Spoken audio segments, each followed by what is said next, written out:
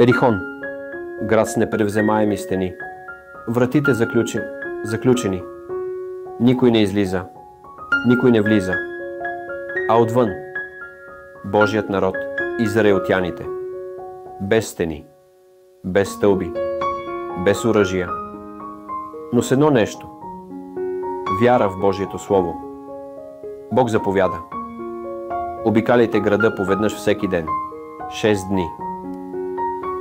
В 7-я ден 7 пъти.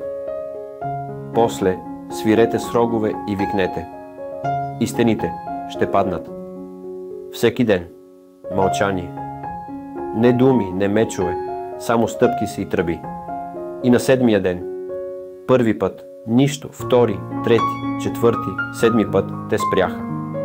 Тогава Исус навин извика: извикайте, защото Господ ви даде града. Не мечовете победиха, не силата, а вярата и послушанието към Божия план. Някои стени падат не с сила, а с вяра и търпение.